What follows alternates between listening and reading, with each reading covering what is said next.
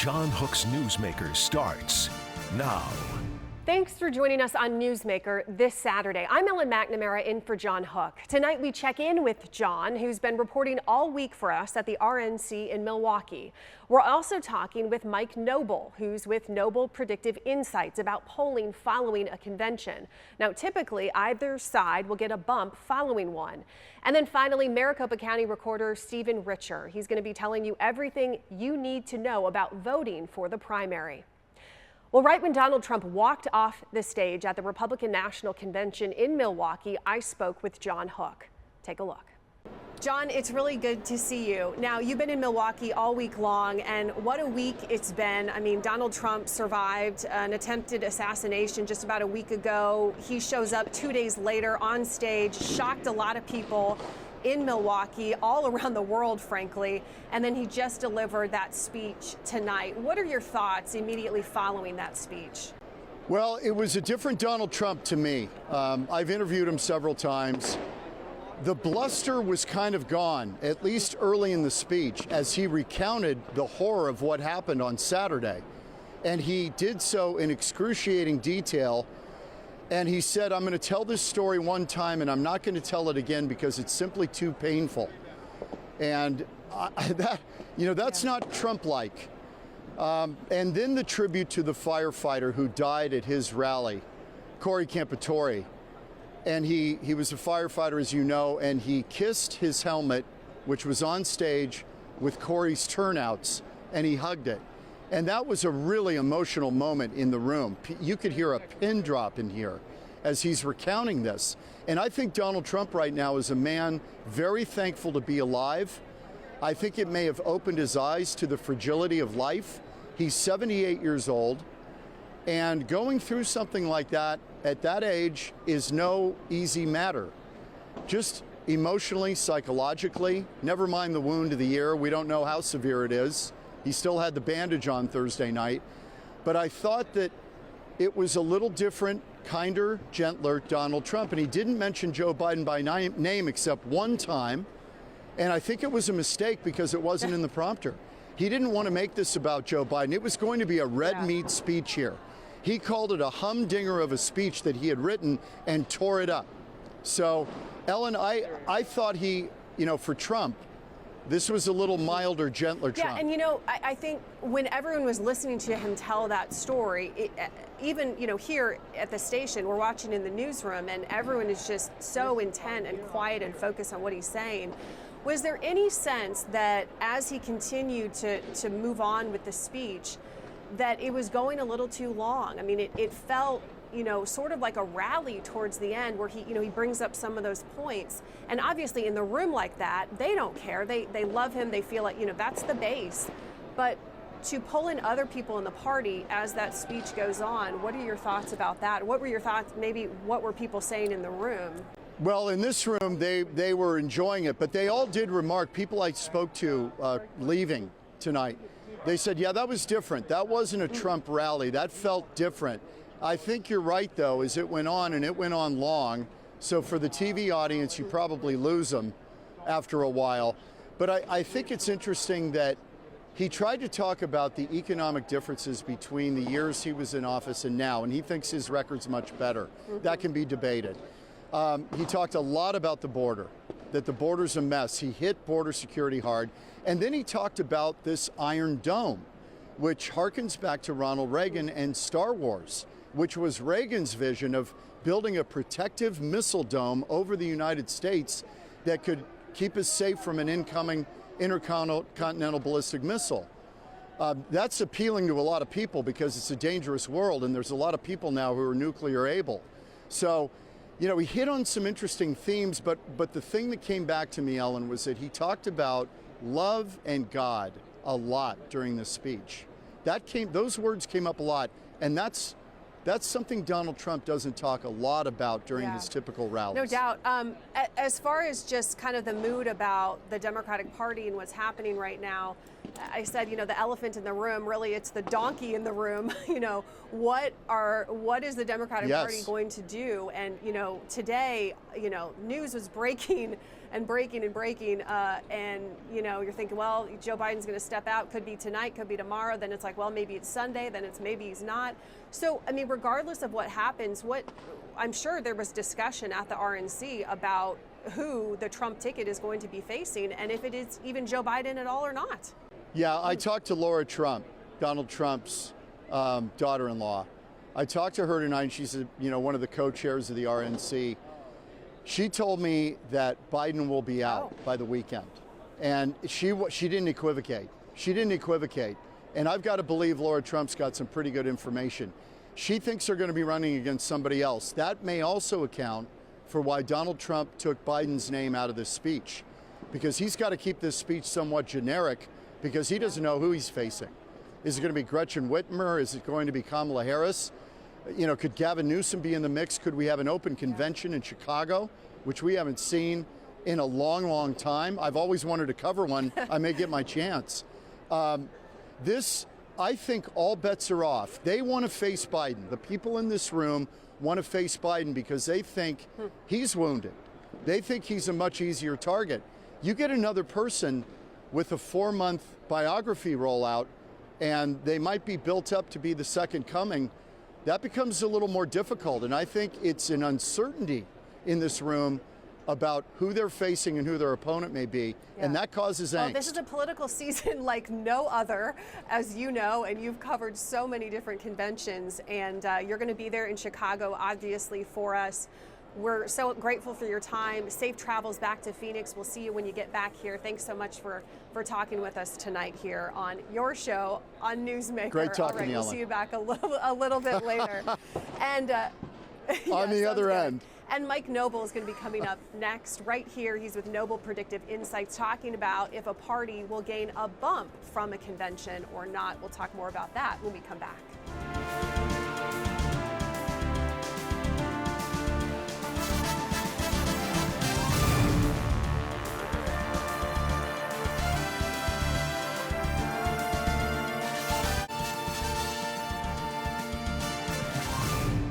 Welcome back. Mike Noble with Noble Predictive Insights is here now to talk polling and specifically around the RNC and the DNC. Like historically, a party can get a bit of a bump following a convention. There's momentum. So what, in your opinion, do you think will happen post-conventions? Well, I think post-convention, I think you're going to see that Trump will end up getting a bump, but I don't think it will be as sizable as we've seen in previous elections, because here's one of the realities about our electorate right now compared to previous electorates is that the electorate is really solidified or hardened in their partisan stance. Like they're very hyper-partisan right now. So we're not going to see as big of one, but I think what we're going to see is that the Republican Party is very unified. They're motivated and on board, and especially seeing folks like Nikki Haley, who were talked about of maybe not being on board with Trump, even saying, hey, let me make something clear. I'm supporting Trump, and we're going to go beat Joe Biden. So I think the Republicans are going to be coming out of this unified, motivated, and also probably get a slight bump in the polls. Yeah, and obviously, I mean, with what happened at the RNC, I mean, the assassination attempt Saturday, and 2 days later, he's showing up on stage Monday, with a bandage on his ear. I mean, that's like, unheard of, right? Unheard of. And that time, I mean, as terrible as that event was, but from a PR perspective, I mean, you couldn't have mapped that out better, frankly. And to show that, like, if people have maybe had some misgivings about Trump on the Republican side, because there has been some division in the party, that's no secret. I think they say, like, hey, you know what? I may disagree with the guy, but you know what? I respect him, and I think he's one tough bird, and going to back him. So I think it worked out pretty well. But Republicans, I think, are coming out in the best possible scenario. And I think if you would have asked this question 2 months ago, like, hey, how do you think Republicans are going to come out of the convention? I don't think anyone could have expected Republicans to come out as good of a position as they are in right now. Let's talk about the Democrats, because we are taping this right now, and things are changing like minute by the minute when it comes to the Democrats. Yeah. There's infighting going on. There's been a lot of leaks. Leaks from, Obama, Pelosi. Adam Schiff comes out and says, Biden, you got to drop out. I mean, it's like it's happening and happening and happening. So we don't know at this point, as we're taping this, if Biden will drop out. But there sure is a lot of pressure right now on the Biden campaign. Yeah, there's a significant amount of pressure. And I think what we're witnessing right now is that the Democrats aren't united. They're very worried, especially when they're looking at the other team of how unified they are. And the biggest thing that unifies the Democrats is that they think it's an existential threat if Trump gets elected. So with Biden, and remember the culture of how Democrats go about their stuff, they're not as in your face as Republicans. They kind of do it through messaging and signals, like they try to do it more behind closed doors. But I think it's pretty clear because when you see the polling, a lot of the polling that we've done and that I've seen is that, you know, Biden is just a drag on the ticket right now. He's just not performing where he probably should be right now in a tough election because Trump's not exactly a great candidate, right? Like they're both bad candidates. He's just worser than him. And so I think Biden, frankly, is working on borrowed time. But the funny part is that he could potentially double, triple down because of the way the delegates are set up and the rules. He could absolutely choose to stay in. However, I think the party's going to be doing a big, strong push, and I think there's a better chance than not that he'll end up ceding the position. And the question is, who will be taking his place? Yeah, when you talk about the Democratic National Convention, I mean, if that were to happen, it is going to be a circus, and people are going to be they're going to be glued to the TVs if 3 or 4 are going at it to try to get the nomination, right? 100%. And that's the thing is that it's a PR nightmare because remember, Democrats have been branding Republicans the entire time like, hey, they're not fit to govern, they're not unified, you know, all this squabbling, right? So Republicans right now, though, are very unified. And then you look at Democrats seeing this play out over a 2-3 day period. It's going to be an absolute circus. So it'll show disunity, dysfunction, et cetera. So it would be very counterintuitive, this message that they've been trying to pound away at for months and months at a time, which probably sounded like a great idea, but now I think hindsight might be 2020. Now, if they do rally around one person at the convention and they come out of it, you know, looking like they're unified and they're ready to, you know, take on the Republican Party, could that help them? Well, yeah, that's ultimately what their goal is. Their goal is okay, as much as this, you know, and they got to do it in a short amount of time. I mean, it's like incredibly short. Yeah, we have weeks and 4 months till election day. To get on the ballot in Arizona, it's like August 30th is the deadline. Correct. That's why there's a extreme sense of urgency, uneasiness. I think likelihood though of going from all the polling, everything else, it seems like the likely pick that will come out of it is Kamala Harris. I mean, she's the vice president. That's literally the position. As the president goes down, the VP should be up. And not only that, I find Democrats to be tough for them to bypass an African-American woman for someone else. I feel it'd be tough to them to keep their coalition together. But their best case scenario is to come out of there, okay, we have our pick, come out fully unified with that. That's their best case scenario right now, but there's a lot that can happen in between there. And that is all, of course, if Biden does decide not to run. And so, you know, there's a lot to comb through. As far as like polling for people, what are you seeing when it comes to a potential you know, replacement on that ticket? What are you seeing in Arizona? Because it is going to come down. We have a show about it, Battleground. It's going to come down to the battleground states. Yes. Arizona is one of them. Yeah, it's interesting. Of all the votes, all the elections, it's not the popular vote. It's going to really come down to 6 states. And Arizona, we may tip the scales of who's going to sit in the White House. And it's interesting when you look at the possible alternatives to Biden, what it comes down to is that Kamala Harris shows the poll the best out of everyone. Like, yes, you have other ones like Pete Buttigieg, et cetera, but their problem is that they just lack name ID and some of these other tangibles that you just don't have enough time to build up in a short run campaign of 4 months. So, you know, from the polling perspective, like for example, CBS YouGov had a poll come out in the past week that basically showed that, you know, Kamala was within 3 points of Trump, where, you know, Biden was down by 5. But when you look at battlegrounds right now, to sum it up for people easily, before the debate, before the convention and RNC convention and assassination stuff, basically Biden was behind in all of them. He's still behind in all of them. The only difference is that he's even lost a little bit more ground. So, I mean, the signals seem pretty clear that Biden's probably not going to be able to get it done. The only question is, you know, can Democrats, you know, figure out a solution here in the fourth quarter of the game? And it is interesting. I know we talked about this before, where in these battleground states, in a lot of them, the Democratic candidate, like a Senate or Congress, is doing better than Biden, and Trump is doing really well in these battleground states. Correct. You're seeing that. So, like, for example, like the U.S. Senate and presidential contests historically, they've been very like aligned or closely together. Like, where goes the president, goes the Senate races. And it's interesting. You look at Arizona, Nevada, and even like a battleground state of Wisconsin. Those three, the Democrat is up, but yet the Republican is down in the Senate contest, but yet Trump's up in the races. And what that tells you is that it goes to more point is that Biden just is maybe not as good a candidate, but also Democrats aren't really enthusiastic about Biden. And I think his issue. So basically, Biden is kind of a drag down ticket. We just did some polling in Michigan 7, which is a bellwether congressional district in Michigan. And it's interesting that when you look there, it's kind of the same thing. Like, if you're a generic Democrat, you're really going to suffer the pains if, let's say, you had Biden top of the ticket. And so that's why I think you're going to see it's going to be a lot of pressure on Biden the next few days or soon, basically, that he's going to step down because, they're going to start looking up, like, because they're not going to be able to take Congress with him at top of the ticket. Yeah, so they're looking at the whole ticket. Correct. In the months to come, we have RNC has wrapped up, DNC about a month away. What are you guys going to be looking at, Noble Predictive Insights, especially here in Arizona? Is it the McCain Republicans that we talk about so much, the independents? Who are you going to be kind of zeroing in on, and you feel like they will make the difference in our state? There's two things zeroing in on. First off is going to be like, you're right, is the kind of the McCain or moderate wing of the party. Again, they're not as big of a chunk of the party. They're about 20-25%. But again, we saw in previous elections that, that's how Biden carried Arizona, because in that sense, Bill Clinton did a Democrat carry Arizona, and Biden carried it by less than a percentage point. It was 11,000 votes, right? So he barely won, which has been a pretty reliably red state. And so, a lot of things had to go right for him for that to happen. And so, what I'm looking at is Republicans coming home.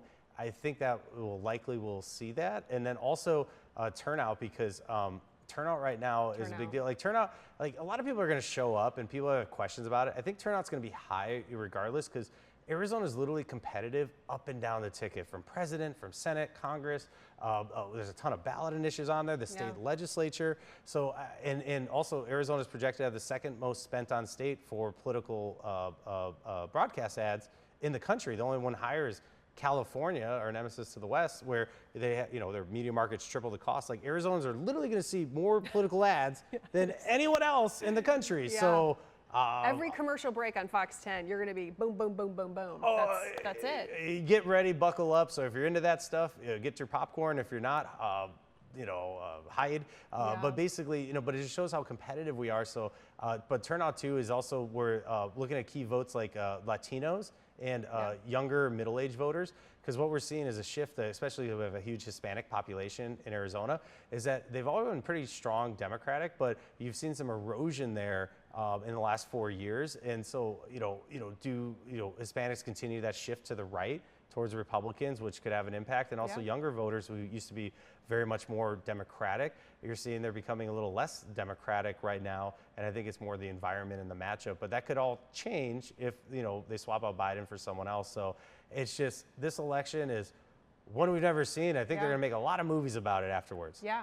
And maybe you'll be cast. Maybe we'll have a Mike Noble in that movie too. It's posters. I Mike, thank maybe you as so an extra. much. Thank you so much for coming in. And coming up next right here on Newsmaker, we are going to be checking in with Maricopa County Recorder Stephen Richer. Everything you need to know if you want to participate in our July 30th primary. We'll be right back.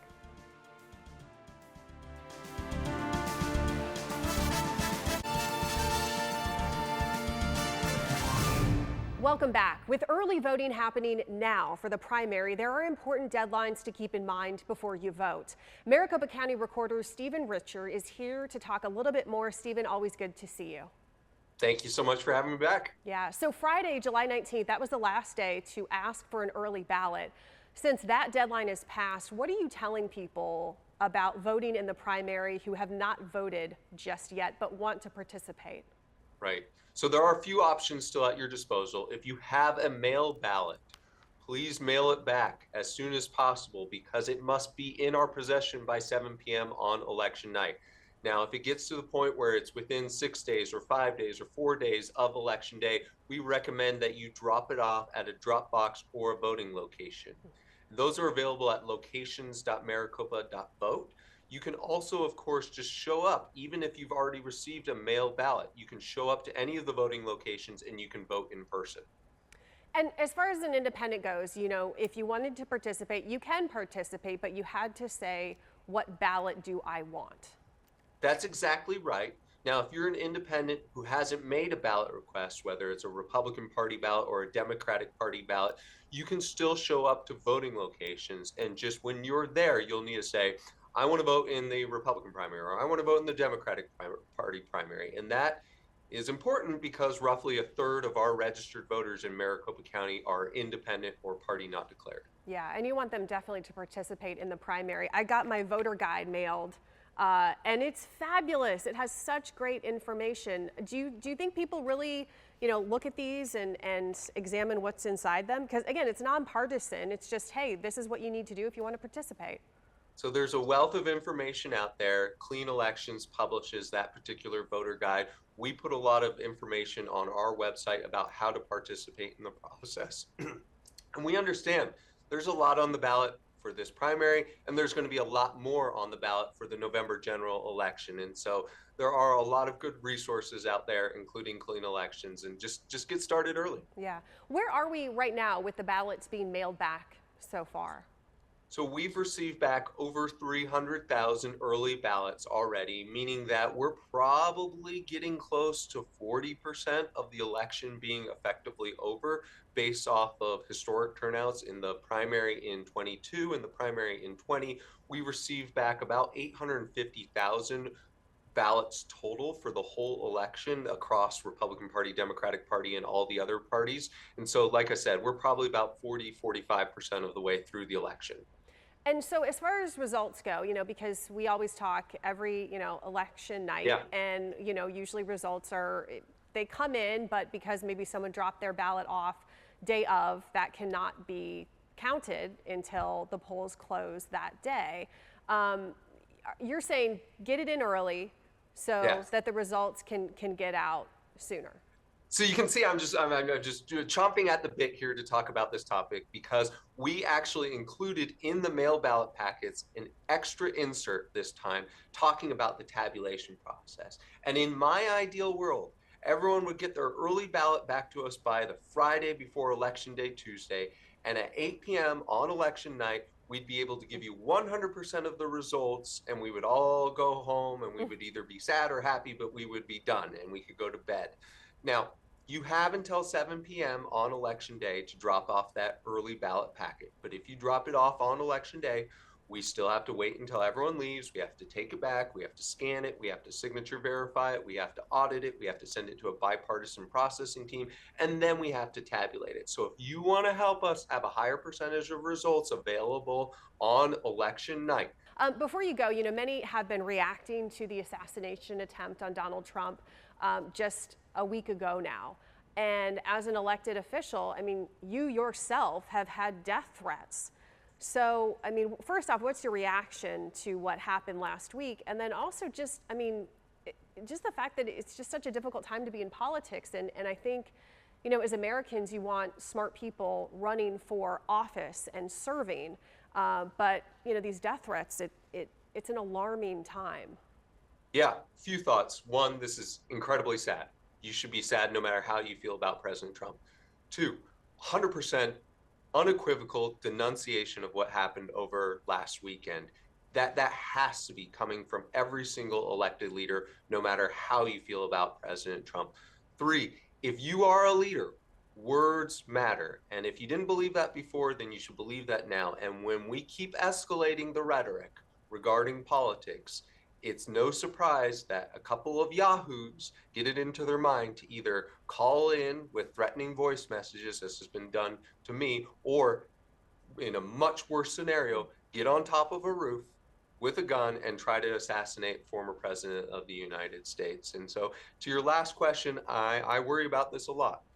Are good people going to exit the system if we keep bubbling up this toxic environment? And I really worry about that. And I think that we need to think of some structural changes, but change starts with an individual. And I think that every elected leader has to think, what can I do to de-escalate the situation? I was pleased that both President Trump and President Biden discussed it this past week about de-escalating the rhetoric, and I'm hopeful that politicians throughout the country can take the cues from the two presidents in their recent remarks. Stephen Richer, thank you so much for joining us here on Newsmaker. I'm Ellen McNamara in for John Hook. Good night.